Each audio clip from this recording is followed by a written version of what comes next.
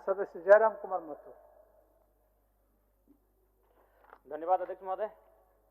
मेरा प्रश्न बड़ा ही गंभीर है। आज पूरे राज्य को पता है कि आज विगत वर्षों से ओबीसी के छात्र छात्राओं को स्कॉलरशिप नहीं मिला है, और इस पर जब भी बातचीत होती है तो विभाग, राज्य सरकार केंद्र को दोष देने का कार्य करती है। तो मैं स्पष्ट जानना चाहता हूं, क्योंकि इन्होंने उत्तर में भी लिखा है कि केंद्र सरकार से राशि प्राप्त होने के उपरांत भुगतान की कार्रवाई की जाएगी। तो मान के चलते हैं अगर केंद्र ने राशि का भुगतान नहीं किया तो आप स्पष्ट शब्दों में कह दीजिए कि ओबीसी छात्र छात्राओं को स्कॉलरशिप नहीं मिलेगा। बस हम इतना जानना चाहते हैं, अगर केंद्र ने राशि का भुगतान नहीं किया तो आप देंगे कि नहीं देंगे, एक लाइन में कह दीजिए। काहे इतना मतलब विवाद खड़ा करना, छात्र राजनीति में क्यों पिसेंगे? एक लाइन में, अगर केंद्र ने राशि का भुगतान नहीं किया तो आप देंगे या नहीं देंगे? माननीय मंत्री महोदय। माननीय मंत्री जी। सर, क्लास 1 से 8 तक कोई प्रॉब्लम नहीं है ओबीसी का, क्योंकि सारा पैसा स्टेट देती है। प्रॉब्लम सर 9 और 10 और पोस्ट मैट्रिक का है, और इन दोनों में 60-40 का रेशियो है। अब कानून बना है तो बना है सर, तो हम लोग तो वेट करते हैं, और इसीलिए हम मंत्री जी के पास भी गए, भारत सरकार के पास, और उनको सारा आंकड़ा भी बताए कि आप हमको देंगे तभी मेरा जो मेरा बजट का पैसा है सो खुलेगा। मतलब मेरे पास फाइनेंस रेजुलेशन है फाइनेंस डिपार्टमेंट का कि हाँ, कि वो नहीं देगा तो ये नहीं खुलेगा। जैसे हम मांगने गए सर तो वो सिर्फ 3 करोड़ रुपया दिया हमको, तो उसका 2.5 करोड़ रुपया राज्यांश निकल गया, तो 6 करोड़ रुपया मात्र हुआ। तो ये 6 करोड़ रुपया में तो होगा नहीं। अब हम फिर भी वेट कर रहे थे कि वो अगर आ जाए, मिल जाए, क्योंकि वो आ करके बोले भी कि मंत्री गए थे और हम उसको एश्योर किए हैं कि और ज्यादा पैसा हम भेजेंगे, लेकिन अभी तक वो आया नहीं सर। तो क्या पता आएगा कि नहीं आएगा, हम लोग भी असमंजस में हैं, और नहीं आएगा तो हमारे बच्चों का क्या होगा ये भी हम लोग सोच रहे हैं सर। और इसीलिए हमारे पास बजट में जो पैसा है, क्योंकि उसके लिए एक प्रावधान है कि उधर से आएगा तभी हम खोल सकते हैं, इसको शिथिल करने की आवश्यकता हम महसूस कर रहे हैं सर। हमको देना है सभी ओबीसी बच्चों को, उसको आगे बढ़ाने के लिए हमको महसूस है इस बात को। इसलिए सर करीब करीब हमारे पास काफी इतना पैसा है जिससे कि ये संभव हो जाएगा। बजट के अनुसार 275 और 9-10 के लिए 39 करोड़ और 275 करोड़ है हमारा पोस्ट मैट्रिक के लिए, इतना पैसा है। तो ये शिथिलीकरण के लिए हम लोग लेटर लिख रहे हैं। कल हमने पित पत्र भी जारी कर दिया सेक्रेटरी को कि आप इसका वैकल्पिक व्यवस्था करें। केंद्र नहीं देगा तो उसकी बात है, मत देने दीजिए, हम क्या करेंगे उसको बात बताइए, मेरे पास बजट में है उसको क्लियर करिए। तो हमने लिख दिया है, कुछ दिनों में हम लोग इसका व्यवस्था करेंगे। पिछले कल के अनुसार हम शायद लगता है कि इसको हम लोग ठीक कर लेंगे। चलिए जयराम जी, अच्छा उत्तर हुआ। यानी ठीक है अध्यक्ष महोदय, 1 साल से ज्यादा हो चुका है, तो वही तो नहीं, सही बात। अगर केंद्र नहीं दिया तो क्या आपके पास विकल्प है, क्या तैयारी आपके? नहीं तो जयराम जी सर, आप शायद ध्यान से 1 साल से ज्यादा हो चुका है।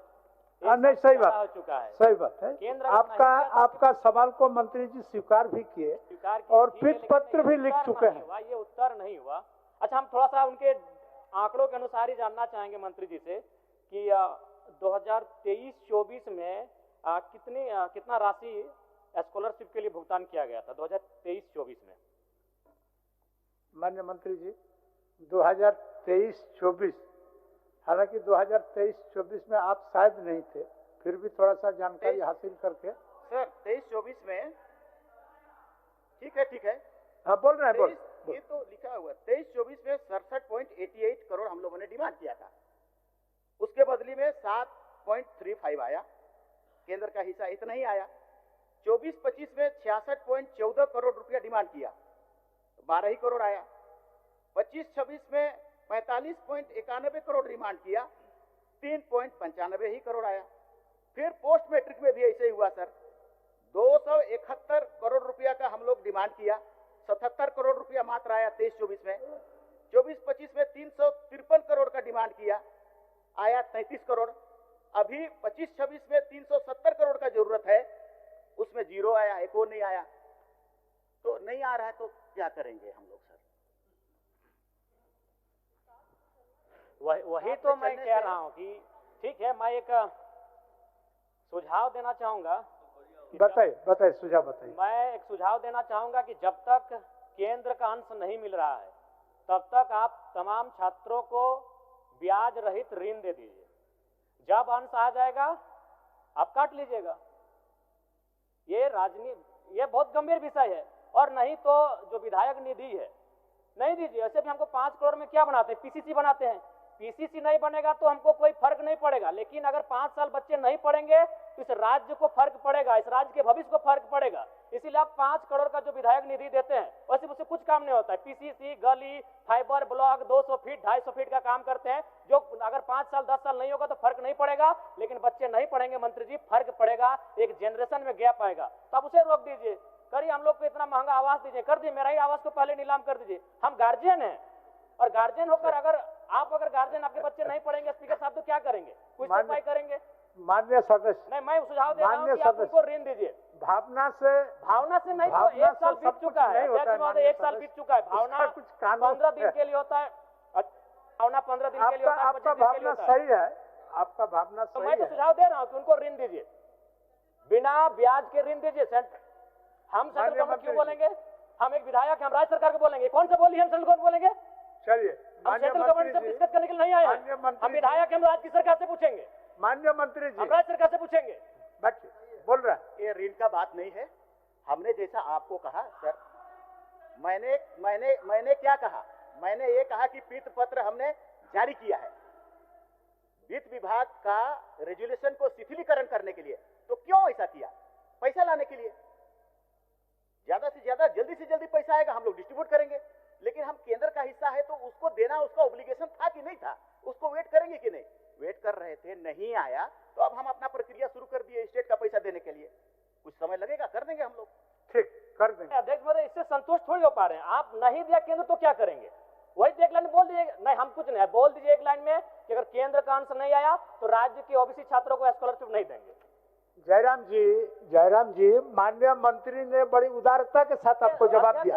एक मिनट महोदय, आदरणीय मंत्री जी से भी हम कहेंगे 1 साल से ज्यादा हो चुका है। हाँ, ठीक है, विलंब के लिए मंत्री जी को भी दुख है, तकलीफ है, और उन्होंने इसको भुगतान कराने की दिशा में वित्त पत्र लिख चुके हैं। एक नियम है, उस नियम को सिर्फ शिथिलीकरण करने के लिए, तो जैसे ही शिथिल हो जाएगा भुगतान करेंगे। क्या बच्चों, हम बोल रहे हैं, तब तक ऋण दे दीजिए ना, बिना ब्याज पर ऋण दे दीजिए। अब माननीय मंत्री जी बताएंगे इनका विकल्प क्या है। माननीय मंत्री देखिए, ये गंभीर विषय है, क्या है, बिना ब्याज पर ऋण दीजिए, और जब केंद्र का अंश आएगा, जब आप स्कॉलरशिप दीजिएगा, आप काट लीजिए। सर, ऋण एक तो सरकार या विधि या विभाग बैठिए जयराम जी, सिस्टम से चलता है ना सर। अब वो ऋण कहाँ से आएगा, कौन जगह से कौन फंड को हम देंगे ऋण। हमारे पास जो स्कॉलरशिप का चीज है उसी पर हम सॉल्यूशन निकाल सकते हैं। ऋण हम कौन वाला पैसा को देंगे, क्योंकि मेरे पास तो कोई पैसा है नहीं ऋण देने के लिए। इसीलिए इसका सॉल्यूशन यही है जयराम जी, हम लोग जल्दी से जल्दी करें सब मिल करके, और उस पैसा को निकाले जो राज्य के पास है उसको हम लोग दे दें। जल्दी करें, इस पर थोड़ा समय दीजिए जयराम जी, थोड़ा समय प्रयास करें। क्योंकि और भी माननीय सदस्यों को सवाल पूछना है, लेकिन हम संतुष्ट हो पाए ना राज्य के छात्र संतुष्ट हो पाए।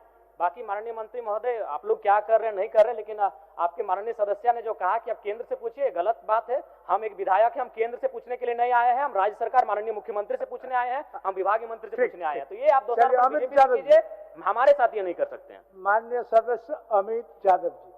बहुत महत्वपूर्ण मामला है अध्यक्ष महोदय कि 2004-5 में झारखंड में बीज ग्राम बना था अध्यक्ष महोदय। उसमें था अध्यक्ष महोदय क्या कि गांव के ग्राम के झारखंड में के किसानों से ही यहाँ पे बीज का खरीदारी किया जाता था अध्यक्ष महोदय। 2024 में उसको परिवर्तित